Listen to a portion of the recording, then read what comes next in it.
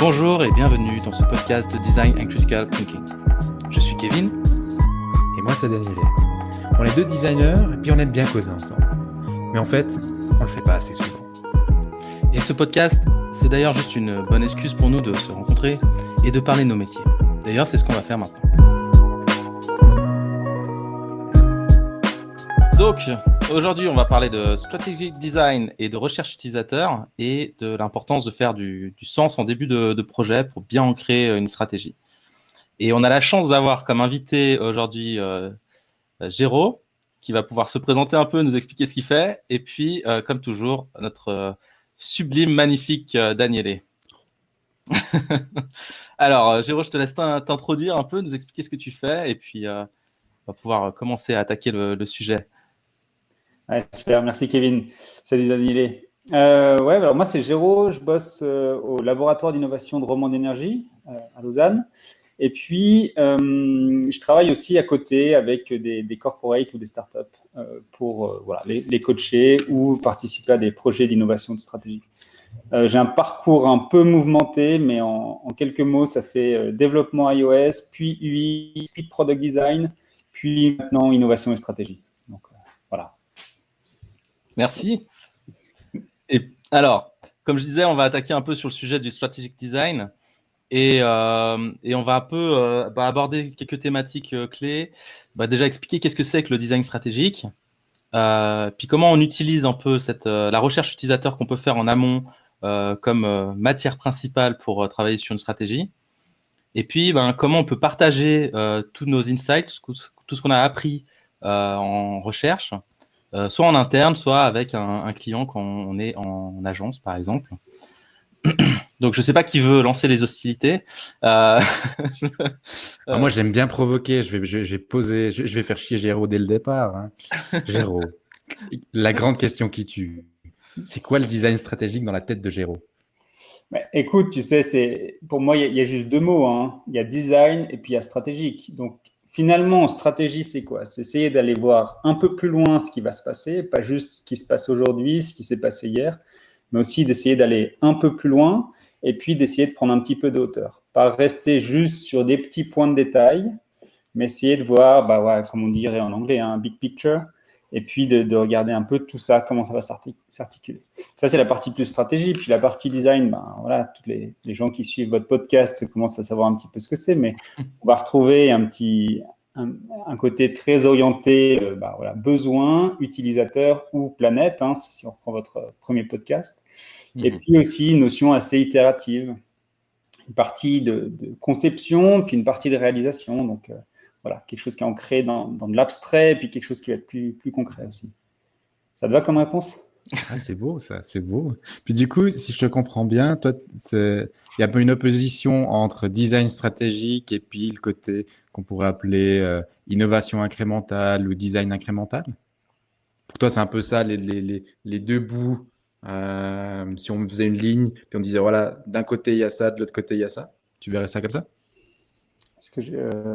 Il y a quoi à l'autre côté du design stratégique? Est-ce que c'est le design incrémental ou l'innovation incrémentale?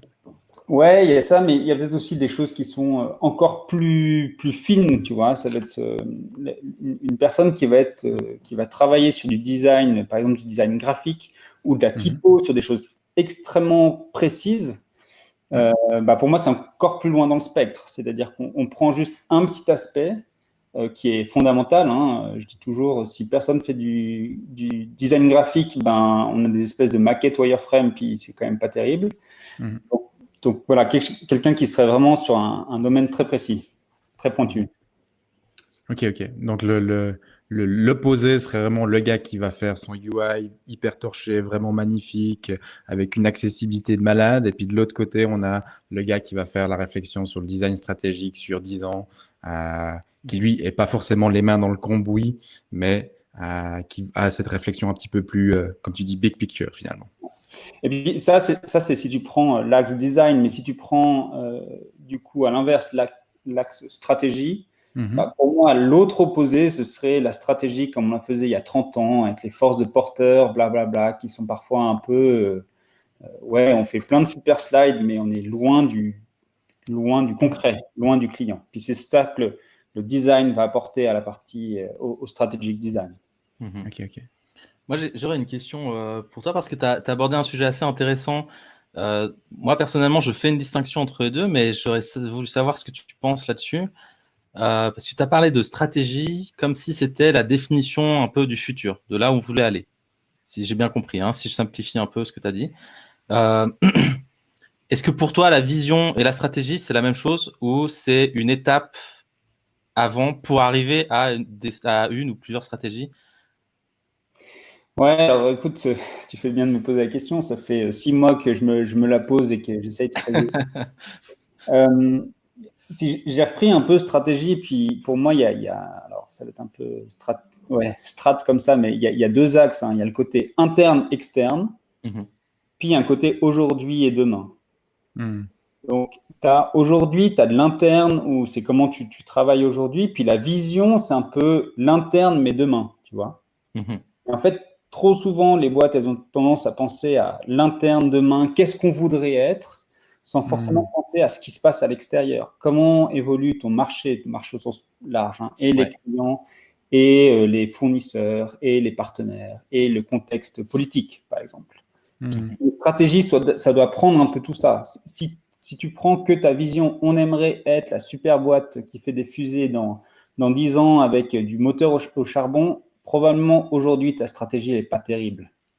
Tu as oublié un peu de prendre des facteurs externes. Ouais. Ouais. Hmm. Bon, même si toutes les stratégies sont pas vouées à être à cibler des choses qui se passent à l'extérieur d'une entreprise. Non, par contre, ça doit le prendre en compte. Oui, oui, bien sûr. Pour Mhm. t'assurer que ton ambition ou que ta vision, elle s'intègre dans un truc qui a du sens demain, quoi. Mhm. Et Ouais, qui c'est sera intéressant. différent de l'externe aujourd'hui. Aujourd'hui, tu as un contexte qui est comme il est, dans lequel ton entreprise fonctionne, fonctionne pas, ton entreprise, tu as un NGO, ton équipe, peu importe, hein, sur quoi tu appliques la stratégie. Aujourd'hui, tu as un certain contexte, mais demain, ce contexte, il va évoluer. Il faut bien prendre aussi en compte ce changement. Hmm. Mhm. Est-ce que je peux vous poser une question? Parce que moi, je suis pas forcément le gars qui est l'expert en design stratégique, mais du coup, je me pose la question, vous qui êtes un petit peu plus peut-être adroit dans ces choses-là, qui avez peut-être eu un petit peu plus d'expérience, ça ressemble à quoi? Est-ce que vous avez un exemple chacun de votre côté? Vous dites, ah mais tiens, voilà, quand je fais du design stratégique, ben ça prend des fois cette forme-là. Vous avez peut-être un exemple à partager? Vas-y, Kevin, je t'ai compris. Il me laisse. Allez, Ah, c'est pression sur gentil, Kevin maintenant, c'est merci, c'est parti. gentil. Ok, c'est bien d'être le premier, comme ça on prend les. On prend les... non, mais en fait, je sais pas si je fais du design stratégique. Je pense que rétrospectivement, je pense que j'en fais. Mhm. Mais faut dire, parce que je regarde le passé, je pense que j'en ai fait. Mhm. Honnêtement, quand on le faisait sur le moment, ça paraissait être juste la chose à faire. Ouais. Pour dire la réalité. Mhm. Je suis arrivé dans une entreprise qui avait une idée de comment il devait faire une stratégie de transformation qui était très orientée de technologie et très peu orientée sur la réalité du terrain que les gens vivaient. Et mon boulot, c'était vachement de recentrer les discussions autour de ça. Et je pense qu'en ça, on peut dire que c'était du design stratégique parce que on Mhm. a mappé la réalité, on a compris les besoins, comment ils étaient ancrés dans cette réalité. Et de là, on a dessiné une vision de ce qu'on voudrait que ce soit. Et c'est pour ça que je fais assez la distinction, moi, de ce qu'est la vision, de ce qu'est la stratégie. Parce que la vision, c'est un peu voilà, la direction dans laquelle on voudrait aller. Ça pose des grosses bases. Elles sont floues, elles sont imprécises. Elles manquent des fois même de compréhension commune de exactement qu'est-ce que c'est. Mais c'est pas grave parce que le but, c'est que de là, on définisse plein de petites stratégies qu'on est capable de mettre en place tous ensemble et de commencer à concrètement dire bah c'est quoi ce qu'on entendait quand on a voulu dire bah ce sera ça ce qu'on veut faire. Et de là bah, commencer à travailler sur plein de petits bouts et ça donne des résultats qui sont des fois des échecs, des fois des choses intéressantes. Et c'est ça l'aspect stratégique pour moi, c'est comment on rend concret la vision en fait. Mais c'est ma définition de la chose. Et donc, l'exemple que je pourrais mieux le donner, c'est ça. C'est arriver dans un mouvement de transformation sans vraiment que Mhm. les gens sachent où ils vont et puis faire du sens de ce que ça veut dire transformer le travail des gens parce que c'est des outils internes là, dans quoi je travaille Mhm. principalement. Et puis, aussi regarder ce qui se passe à l'extérieur, justement, comme tu disais, la réalité extérieure à l'entreprise. Et puis, ramener aussi de ce qui se fait ailleurs que dans l'environnement dans lequel on évolue pour donner un peu du sens et puis donner une direction. Et de là, commencer à vraiment acter des choses dans les produits, dans les services, ou même juste dans les process, ou comment les gens parlent de ce qu'ils font. Juste ça, mettre des mots des fois sur des choses qui étaient mal exprimées, ça aide énormément. Donc, ouais, il y a de la communication, il y a du développement, il y a du design en soi, il y a plein d'aspects, je pense. C'est difficile de rentrer plus dans le détail sans que ce soit compliqué pour moi. C'est ça. On a tous signé les NDA. Mais Géraud, tu voulais dire quelque chose? Ouais, mais je suis d'accord avec Kevin. Moi, je ne vais pas dire que je fais du design stratégique, les gars. Enfin, on s'entend. Je fais de la stratégie, je fais de l'innovation. On met bien l'étiquette qu'on veut là-bas dessus, mais c'est pas ça qui est important. Mais par contre, là-dessus, il y a quand même un élément qui pour moi est vachement important quand tu te places dans le futur, parce que quand tu fais de la stratégie, c'est une stratégie sur le futur, hein, c'est pas l'extérieur que tu vas la faire. Du coup, il y a quand même une chose qui est vachement intéressante, c'est de créer des scénarios. C'est de se dire, voilà, si on fait ça, qu'est-ce qui pourrait se passer? Si on fait ça, qu'est-ce qui pourrait se passer? Là, il y a une question de choix qui se passe à un moment. On va dire, voilà, on décide d'aller dans 4 scénarios différents. Puis chacun de ces scénarios, on va un peu les affiner, puis dire, ah ouais, en fait, ce truc-là, il aurait du sens, mais pas celui-là, parce que. Et puis, et si celui-là, il a du sens, on va essayer d'aller un peu plus loin. Je reprends ce que dit Kevin. Il y a plein d'activités qui se font autour, parce qu'une fois qu'on a mis ces scénarios, on va pouvoir rajouter plein de petites choses. Il va falloir faire de la com. Qu'est-ce qui se passe si on lance ce produit, on lance ce truc? Comment on communique avec les gens? Et puis comme ça, on va voir aussi ce qui marche et puis ce qui ne marche pas. Ces scénarios, c'est vraiment quelque chose, voilà, quand on va se projeter un peu plus loin, il faut bien garder en tête qu'on est dans pure incertitude. On sent des trucs, mais on ne sait pas trop. Comme on est dans l'incertitude, on est dans le futur, il faut essayer d'imaginer, oui, ça, non, ça, et si ça et ça, qu'est-ce que ça ferait?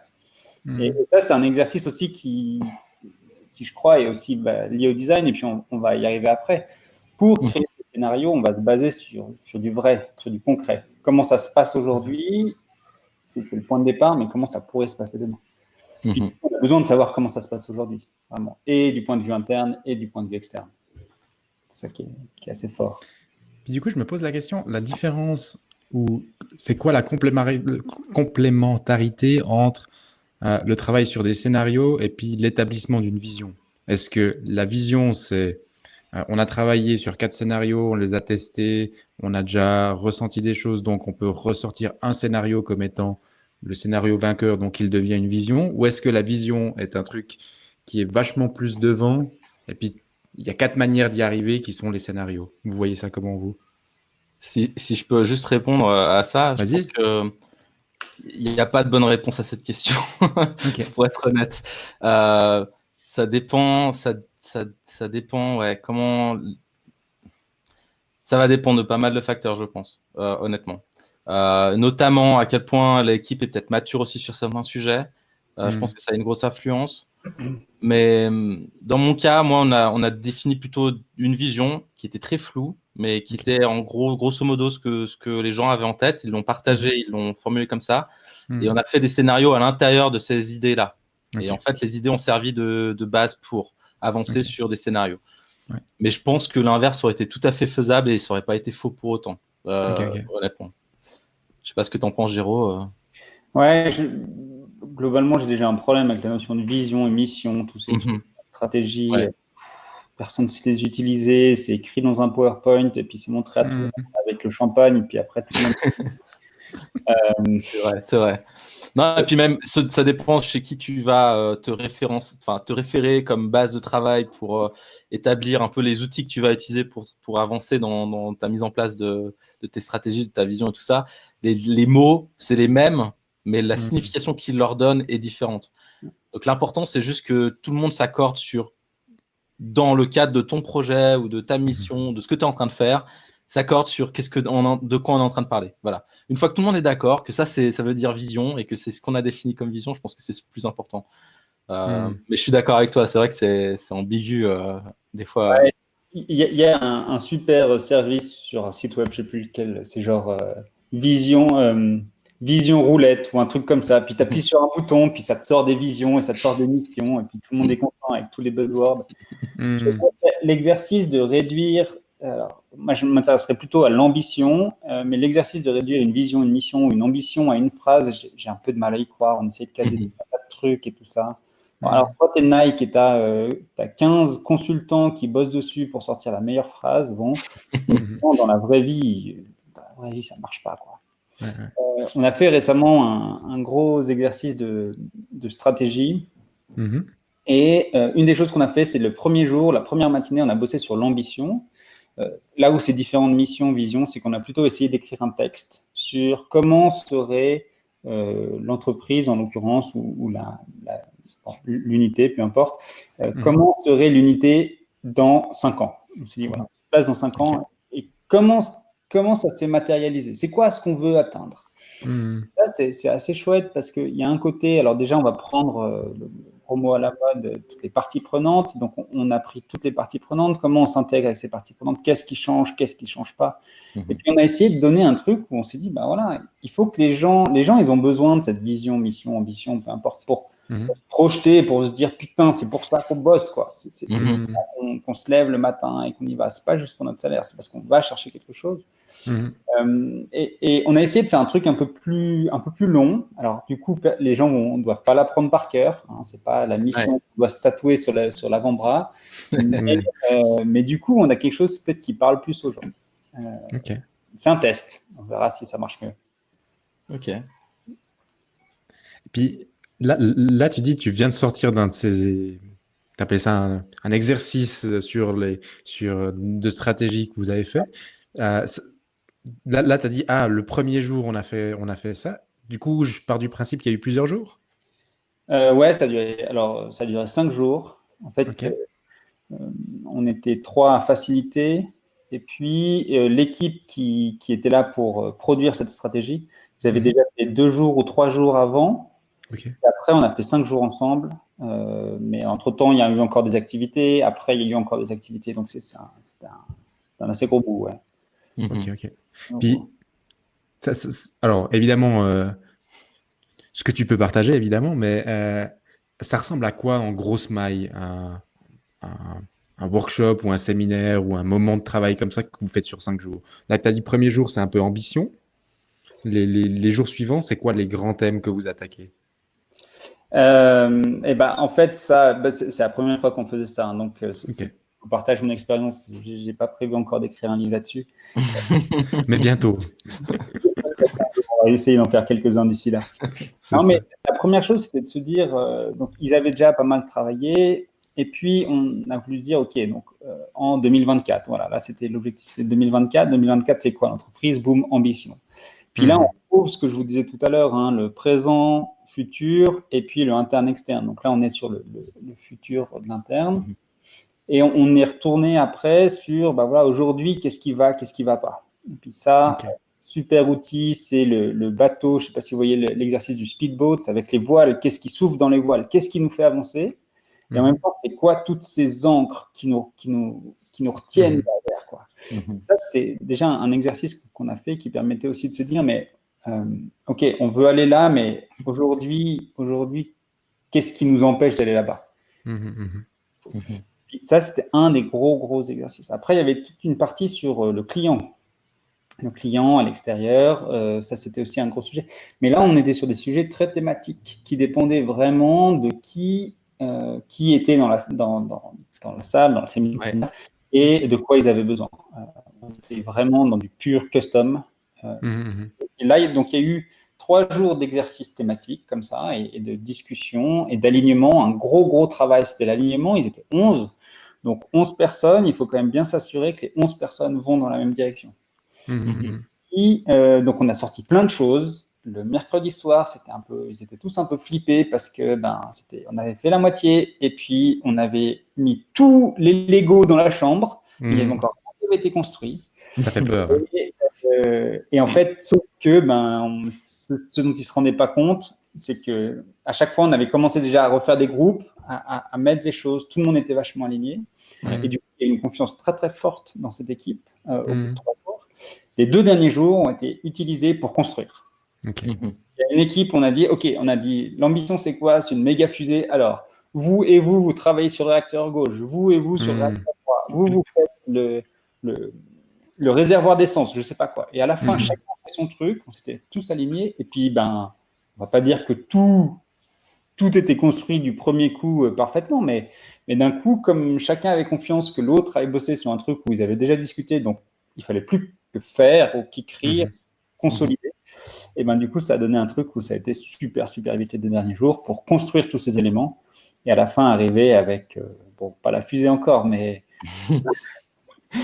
les bonnes bases pour après mettre la peinture sur la fusée, quoi. Ouais. Ouais. Ce que je pense qui est difficile dans ce genre d'exercice, c'est après ce genre d'exercice assez focus, où on va prendre du temps assez concentré sur une courte période de temps, très time-boxé. C'est l'élan qu'il faut pour lancer des choses. Mais c'est comment on acte ça dans le quotidien, en fait, après. Et je sais pas un peu où vous en êtes là-dessus. Parce que ça, c'est vraiment une partie très intéressante d'organiser tout ce workshop. Et je pense que la next step, c'est qu'on parle aussi de tout ce qu'il faut en amont pour pouvoir faire ce genre de choses. Mais là, souvent, après une semaine de travail comme ça, la difficulté, c'est toujours, voilà, arriver à garder un espèce de rythme et puis que tout le monde travaille dans le même sens aussi après ce genre de workshop. C'est un peu le blues d'après festival aussi. C'est ça. Non, mais c'est vrai, c'est ce côté. C'est vrai, t'as fait un festival, c'était génial, t'as rencontré du monde, c'était riche, c'était très inspirant. Puis tu reviens à la maison, puis c'est retour au travail normal. Tu vois, mes potes qui sont mes potes standards, ils sont pas bourrés, donc c'est un peu moins intéressant. Tu vois. Puis j'ai l'impression qu'il y a un retour comme ça, qu'il y a un blues après. T'appelles ça un séminaire, workshop ou autre, hein, ou sprint. Il y a un blues après ces moments-là quelque part. Ouais, alors je pense que, vous l'avez bien identifié, hein, ce blues, je sais pas si c'est juste un blues comme quand tu rentres du festival. Ok.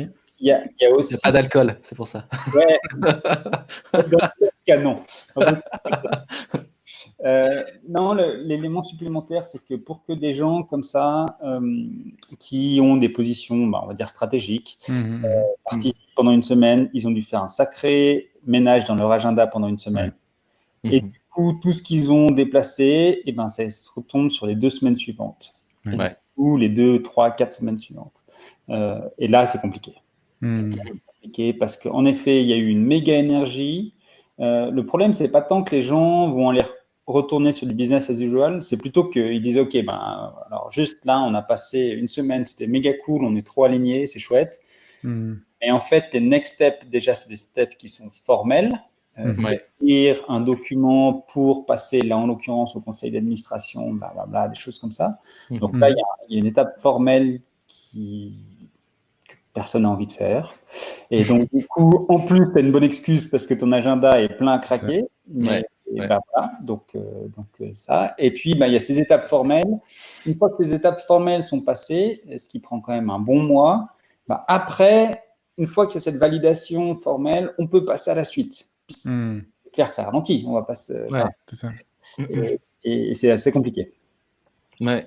J'ai vu aussi ce genre de choses. Je travaille dans plutôt une grosse boîte, donc il y a de l'inertie avant pour organiser ça, parce qu'il faut libérer les agendas.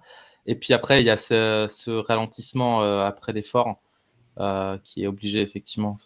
Mais alors, c'est intéressant parce que moi, un bon tip que j'ai découvert assez efficace aussi, c'est d'inclure ce temps de formalisation dans le temps initial.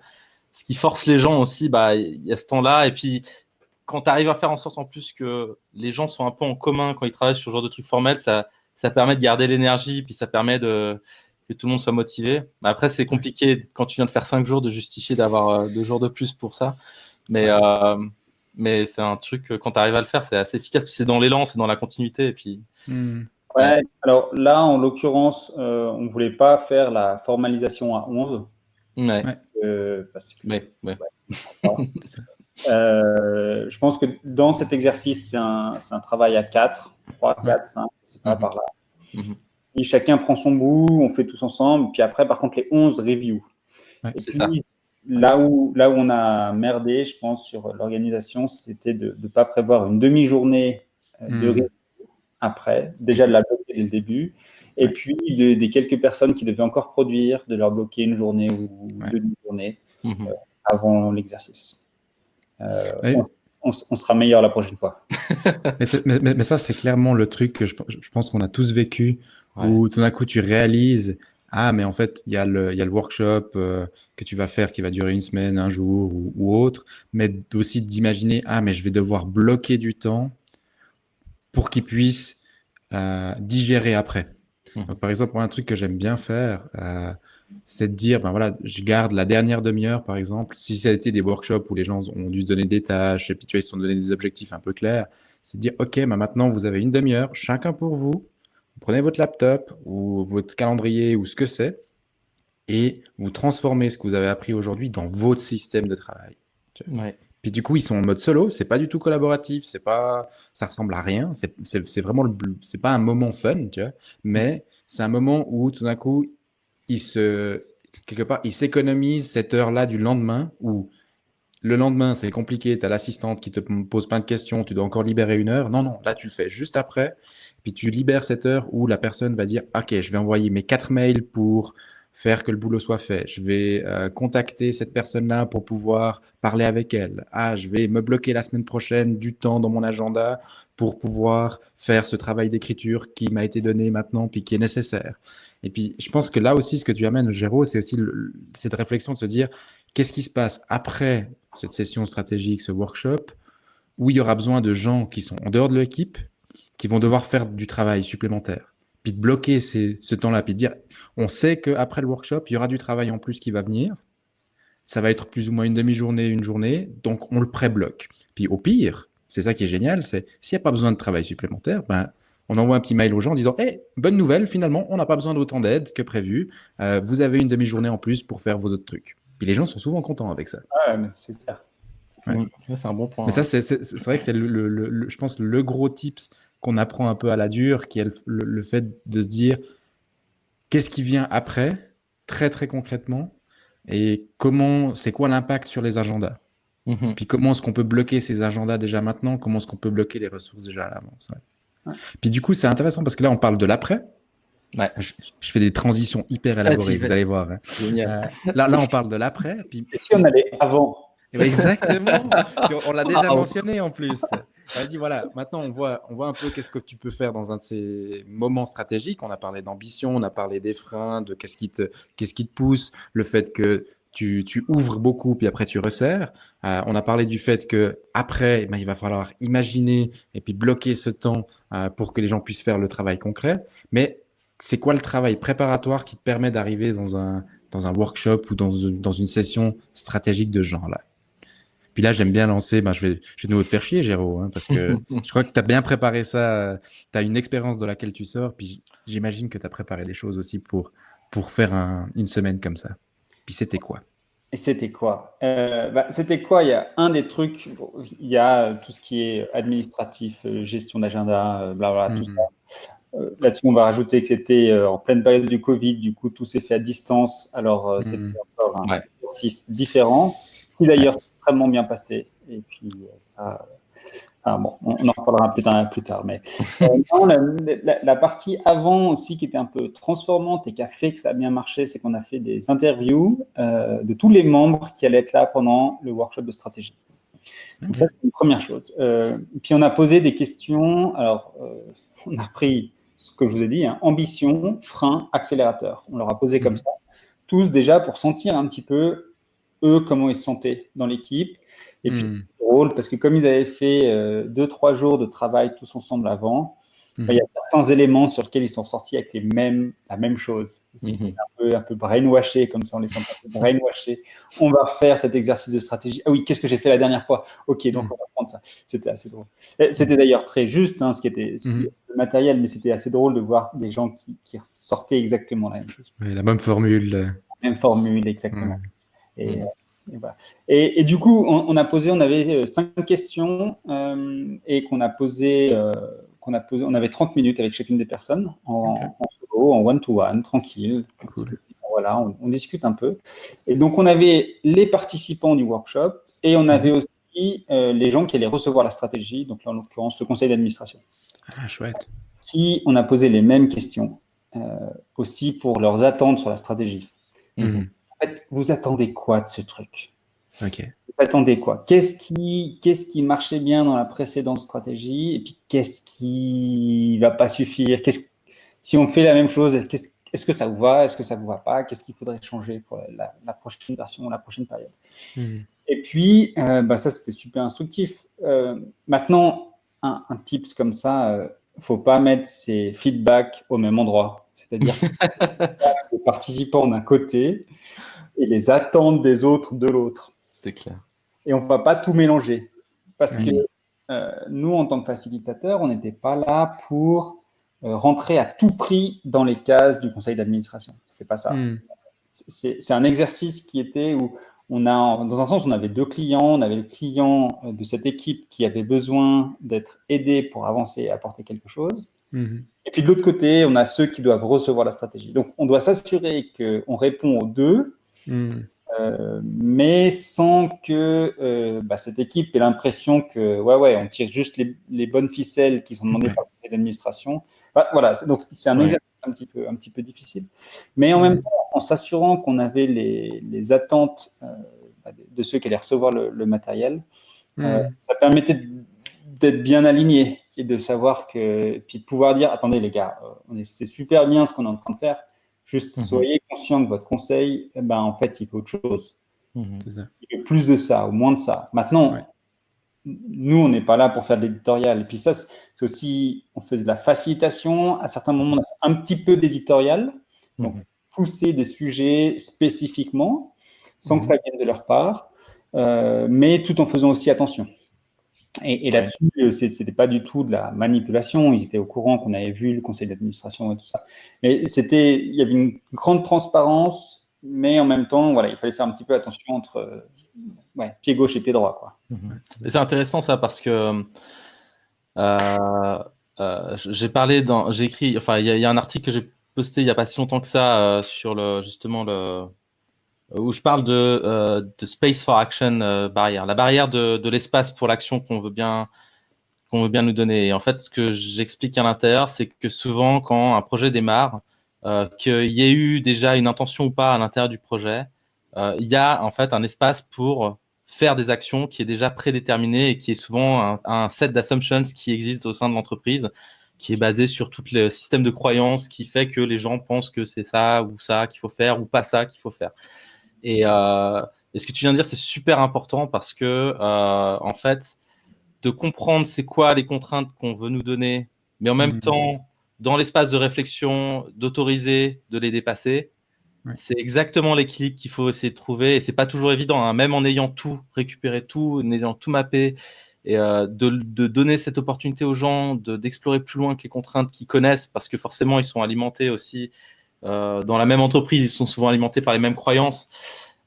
Et d'arriver à faire dépasser ça par ceux qui travaillent, qui vont générer les idées, tout en après coup, ils vont rationaliser. De toute manière, la réalité, c'est que le système dans lequel ils évoluent va pour eux faire le tri de ce qui va passer ou pas bien passer.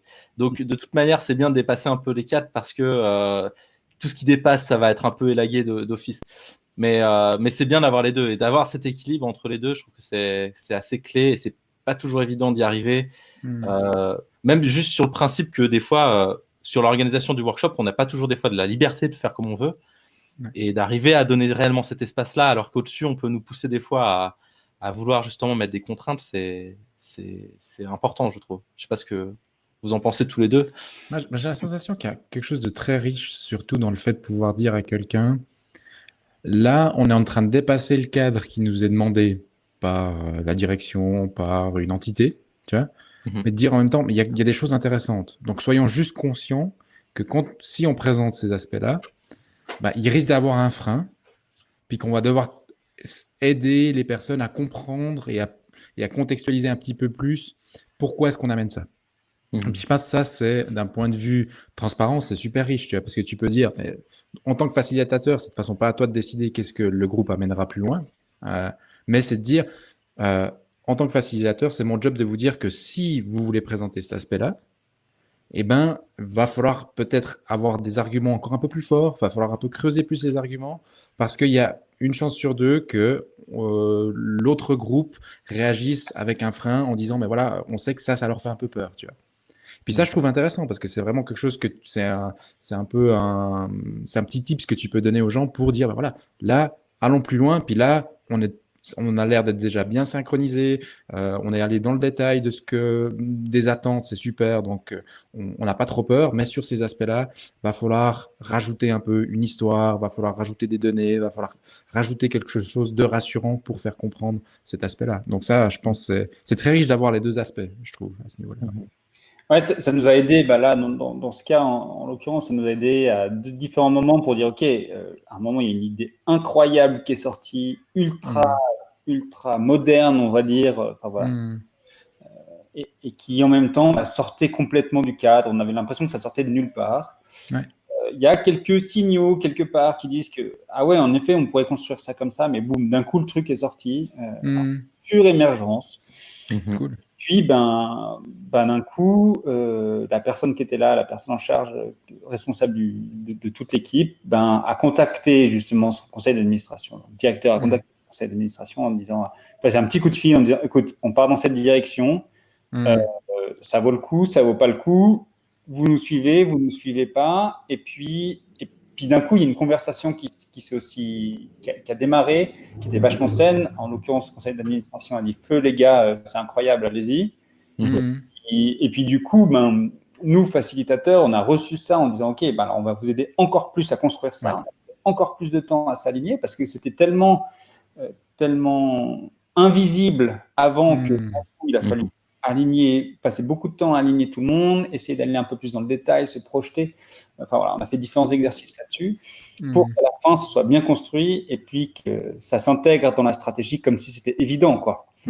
Ça, c'était assez drôle comme moment. Ah, c'est cool. Et je pense que ça vas-y seulement, vas-y. Non, je disais le plus beau comme facilitateur, c'est à la fin, je pense, c'est quand les gens ont le sentiment justement que c'était évident ou que ou que ça avait sa place depuis le début. Ouais, non, exactement. Puis alors et ça et tout le monde est aligné. Ouais, bien sûr. Quelques choix qui ont été pris et puis c'est ça. Si tu prends ça, du coup tu prends pas ça. Puis tout le monde est aligné sur OK, on y va. À la fin, il y en avait donc sur les 11, il y en avait 8 ou 9 qui étaient feu, on y va. Et puis voilà, 2, 3 qui étaient bon. On ne sait pas trop, mais il y a tellement d'énergie. Nous, de toute façon, on ne va pas freiner, mais nous attendons pas comme étant l'énergie qui va avec vous là-dedans. On va vous suivre, c'est cool, on ne va pas freiner, mais voilà. Et c'était chouette d'arriver déjà là. Ouais. C'est cool. Ouais. Puis je pense qu'il y a aussi un tips très concret qu'on voit dans cette histoire que tu racontes, qui est le fait d'oser dans ces moments de réflexion stratégique, de faire des pointages avec que ce soit le leader, la direction, le comité, t'appelles ça comme tu veux, mais de pouvoir faire ces pointages, de dire « Hey, on est en train d'aller dans cette direction. Sensation. Est-ce qu'on va dans le mur, d'après vous? Est-ce que ça vous étonne et puis vous dites « Oula, c'est provoquant, mais on veut bien se laisser provoquer ?» Ou c'est genre « Waouh, on n'y avait jamais pensé, mais c'est une évidence. » Tu vois. Puis ça, de nouveau, ça te permet d'aligner le groupe et puis de dire « Mais il y a du support derrière. » Parce que je crois que le principe qui est très fort, c'est de pouvoir dire on n'est jamais en train de freiner en tant que facilitateur. Tu vois. On ne va pas dire, même si le leader ou le comité va dire on pense que vous allez dans le mur, on va te poser la question ok, votre direction semble te dire qu'on va dans le mur. Est-ce que c'est une réflexion qu'on doit prendre pour freiner ou est-ce que c'est plutôt un feedback que vous voulez prendre pour affiner ce que vous êtes en train de faire? Tu vois. Mais là, dans ce cas-là, c'est génial parce que tu peux du coup rebooster encore plus l'équipe en disant mais hey, ils y croient derrière. Ils y croient. Donc là, il faut y aller. Vous êtes en train de taper juste. Et puis, on a ce petit pointage au milieu qui nous permet de remontrer que oui, on est sur le bon chemin. Donc ça, je trouve, ce petit côté pointage aussi peut être un petit tips qu'on peut donner aux gens à utiliser dans des workshops, ou que ça soit stratégique, mais aussi dans des trucs très simples. Moi, je faisais ce genre de pointage à l'époque où je faisais encore des sites web.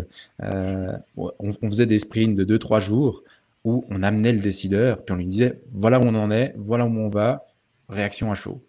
Et puis, ça te permettait juste de rassurer tout le monde, où le gars regarde et puis il te dit ah ouais, c'est bien. Ah non, c'est super, j'adore. Continuez. Tiens.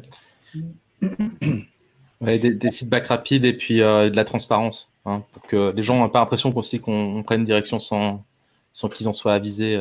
C'est effectivement.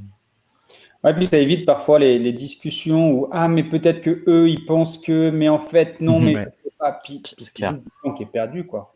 Ouais. C'est ça. Quand tu as une possibilité, c'est pas toujours possible, hein, mais quand tu peux le faire, faut C'est y ça. aller.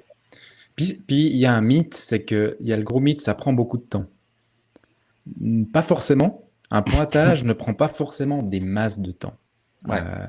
Après, faut que le facilitateur soit un bon facilitateur évidemment, puis que ça soit bien huilé, mais c'est pas forcément, il n'y a pas besoin de 3 heures pour faire un pointage avec quelqu'un au milieu du processus. Bon, après Donc, là, en l'occurrence, comme c'était dit, c'est qu'il y avait aussi un contact privilégié avec c'est ça. la direction. C'est pas toujours le cas, hein. Moi, j'ai vécu des workshops aussi où Ouais. c'était pas le cas. On a pris des directions que le management immédiat a trouvé intéressant, mais après, avec les latences d'un système C'est des ça. fois un peu trop hiérarchique ou administratif, ça peut aussi prendre du temps pour remonter. Puis C'est ça. tout l'enthousiasme du moment, il suit pas le message, quoi. Et puis c'est tout de suite un peu moins facile à expliquer les raisons ou comme c'est pas directement les gens qui ont généré l'idée qui peuvent expliquer et que c'est des intermédiaires, on va dire que le message peut être aussi extrêmement biaisé. Donc là, effectivement, avoir un contact privilégié, en l'occurrence, enfin, si j'ai bien compris, hein, mais ça peut clairement aider. Ouais, et moi, le contact est privilégié, il est direct aussi. Mais aussi, ce que tu peux faire pour faciliter ça, c'est dire, OK, nous, on fait cette semaine. Les gens qui peuvent décider à un moment, en fait, tu leur dis que pendant cette semaine, tu fais cet exercice et que peut-être que tu vas leur passer un petit coup de fil pour lui passer poser une question, chercher du support, faire un peu de sounding. Et ça, c'est cool. Ça, c'est cool. C'est juste un truc. Une semaine avant, tu leur dis, écoute, peut-être je t'envoie juste un message et puis tu me dis quand est-ce que je peux te rappeler. Et puis on fait comme ça et on avance. Et ça, c'est un petit truc qui peut bien mettre de l'huile dans les rouages. À fond. Et je pense que ça empêche un peu ce que tu disais, qui est ce côté où je vais le ramener à genre un très bas niveau, mais le côté t'es en train d'organiser une fête de Noël et puis tu te dis oui, alors est-ce qu'on fait pizza? Ouais, mais je crois que la belle-sœur, elle aime pas les anchois, alors ceci, cela. Tu vois, puis tu vas réfléchir beaucoup à qu'est-ce que tu imagines que l'autre a envie, alors que ça te prendrait 2 secondes de vérifier puis d'avoir la discussion. Ok, on veut faire pizza. Anchois, ça joue? Oui, ça joue. Ok, cool. J'aurais pas cru, mais bon, t'as changé de régime entre-temps, c'est super. Nickel, tu vois. Puis je pense que ça, c'est une force quand c'est possible, évidemment. Puis je pense qu'il y a aussi, c'est là où il y a une réalité, c'est que c'est pas forcément possible dans toute entreprise. Et puis c'est pas forcément possible à tout moment. Donc je pense que là aussi, il y a des entreprises où c'est tellement hiérarchisé, où pour arriver en tant que designer facilitateur à avoir l'échelon qui va pouvoir vraiment te donner ce sentiment qui va pouvoir te pousser, c'est peut-être dur si c'est la première fois que tu le fais, parce que tu n'as peut-être pas le contact privilégié qui va te permettre. Mais le fait de le savoir, puis ça te permet en tout cas d'essayer d'avoir ce contact privilégié d'une manière ou d'une autre. Puis si tu peux pas l'avoir cette fois-ci, peut-être ça sera là pour la prochaine fois. Donc ça, je pense, c'est quand même quelque chose que tu peux construire au fur et à mesure dans ta relation. Mais ça, tu vois, comme on a fait les interviews avec le conseil d'administration avant, qui eux allaient recevoir cette stratégie, Et- en fait, tu as déjà créé aussi ce lien. Tout à fait. Tu l'as déjà créé à ce moment-là, tu l'as renforcé à ce moment-là. Et puis, ça peut être à ce moment-là que tu lâches une petite ligne en disant, écoute, peut-être on te passera un coup de fil ou quelque chose comme ça. Puis peut-être un nom, puis voilà, c'est réglé. Hein. Puis du coup, quand tu dis à ton conseil d'administration ou à ces leaders, ok, tu les as eu en interview, puis tu leur dis, voilà, on va vous donner le rapport de qu'est-ce qui s'est fait. Ce rapport, il prend quelle forme après? Là, nous, donc on a facilité ce workshop. Et puis après, on aide à l'écriture. Chez nous, c'est une note format Word, entre une quinzaine de pages. Je pense que ça, c'est très dépendant des entreprises. Et puis, il y a quand même un certain formalisme dans ces notes. Alors, chez Roman Énergie, c'est pas méga formel. Enfin, j'imagine que dans la banque que peut connaître Kevin, ça peut être nettement plus formel. Mais il y a quand même un certain formalisme, différentes choses qui voilà. Si je peux juste ajouter là-dessus, je suis d'accord, entièrement d'accord. Il y a du formalisme. Après, ce que je trouve super intéressant, c'est que moi, dans mon contexte à moi, j'ai pas mal d'opportunités aussi pour qu'on raconte l'histoire. Au travers il y a des journées prévues pour échanger sur certains sujets, des trucs assez entre les équipes, entre les départements. Et c'est vrai que de plutôt préparer un sujet qui était un truc très formel, mais sur un format plutôt storytelling, puis raconter d'où on est parti, l'initiative de départ, et puis tout ce qu'on a appris en chemin, puis conclure un peu sur l'exercice, et puis qu'est-ce que ça a engendré. Les gens retiennent en fait sur tout ça en fait. Et ça, en termes de communication, ce que les gens en retiennent en fait, et même ceux qui ont travaillé dans le projet, dans l'initiative, ce qu'ils en ressortent de ça, c'est que ils racontent plus volontiers la version storytellée que le truc très standardisé et un peu aseptisé des rapports qu'on peut voir des fois. Et je trouve que d'avoir les deux, c'est super puissant parce qu'on a le rapport, et ça a suivi la hiérarchie comme tout le monde l'attend que ça le soit, mais on a aussi l'histoire, la petite nugget, le truc rapide à raconter et qui est vachement plus facile à retenir. Puis je pense, là on rentre de nouveau dans un tips très concret. Donc là, ça part d'une histoire vécue. Grosse boîte en Angleterre pour laquelle je bossais. Et puis, il y avait ce côté formaliste, tu vois, on doit rendre des rapports, mais on savait pas, nous, dans quel format. Puis du coup, on proposait des presses qui étaient très storytelling, tu vois, très designées, tu vois, finalement. Puis après, tout d'un coup, on a découvert, les conseils veulent en fait c'était des research papers où on devait avoir le format de référence sous format Harvard, machin. Ça devait être dans ce template-là. Et en fait, tout d'un coup, là, tu fais, oups, on va devoir se taper 3 jours de boulot pour le faire dans ce format-là. Donc, je pense que là, il y a aussi un type juste quand on rentre dans ce genre d'entreprise, d'assez rapidement découvrir quels sont les formats types pour pouvoir les respecter d'une manière, parce que c'est vachement important. C'est le fait de ne pas rajouter un frein supplémentaire à la réception de ton message, mais en même temps d'avoir aussi cette richesse que t'amènes, Kevin, en disant, voilà, d'avoir les deux, d'avoir autant le respect du formule, genre de la formule, du truc, c'est un Word avec les références Harvard, avec le petit logo et tout, c'est fait comme on aime, avec les sections respectées au poil de cul, mais en même temps d'avoir aussi de l'autre côté la version un peu plus storytellée, la version un petit peu plus facile à se passer autour du café, puis d'avoir les deux. Parce que je pense que le problème souvent, c'est d'avoir soit l'un, ou du coup, c'est difficile si tu as que la version un peu aseptisée, comme tu l'as appelé, parce qu'elle est des fois peut-être un petit peu plus dure à transmettre à d'autres personnes. Mais en même temps, si tu n'as que la version storytellée, elle peut passer très mal dans des conseils qui disent non mais nous, il y a une bonne raison pourquoi on vous demande de faire des formats 15 pages comme ça, c'est parce que on doit revoir 160 propositions, puis c'est plus simple si elles ont toutes le même format. Puis du coup, de montrer aussi ce respect-là est aussi, je pense, quelque chose qui peut être assez important. Ce que tu dis, Daniel, finalement, c'est de l'empathie pour tes utilisateurs. Finalement, les utilisateurs de ta presse ou de ton document Word, essaye de comprendre leur vocabulaire et puis utilise-le. C'est ça, absolument.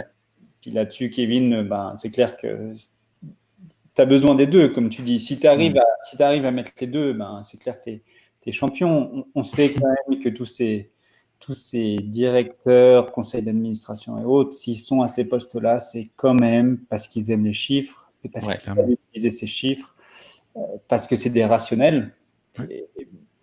Voilà, il n'y a pas de miracle. Il n'y a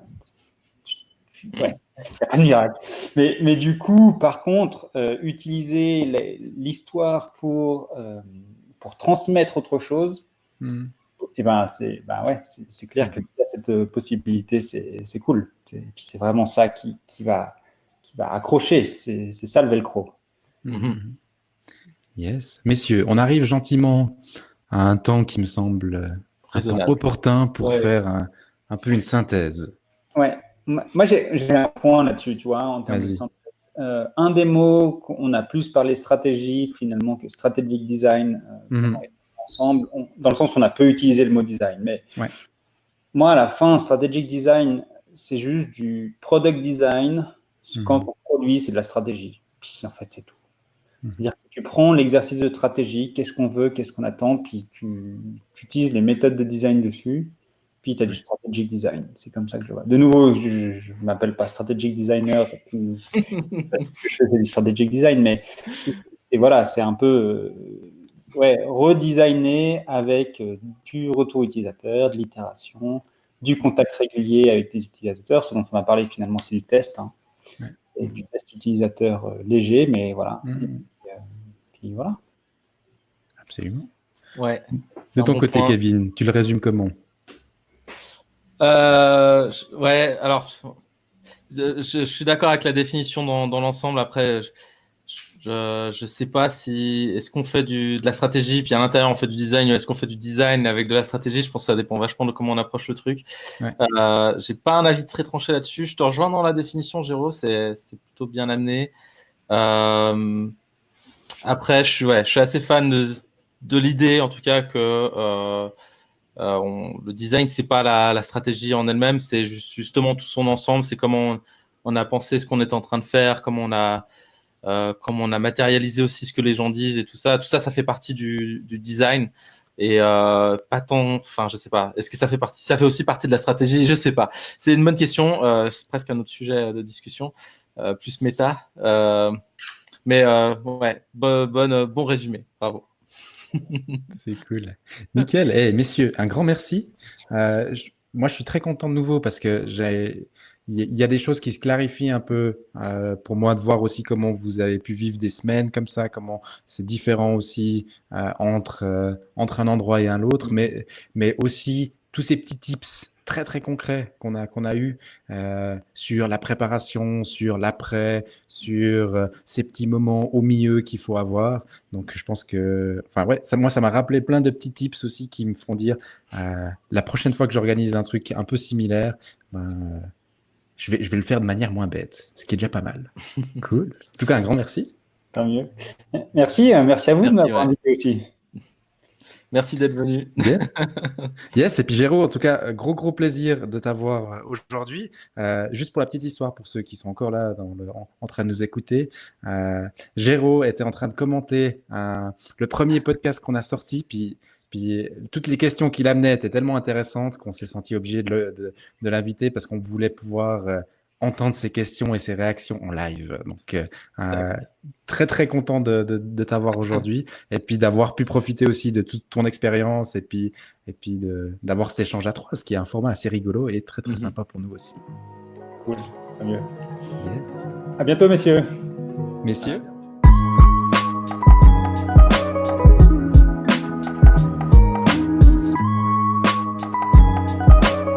Merci de nous avoir écoutés jusqu'ici. Et on se retrouve au prochain épisode.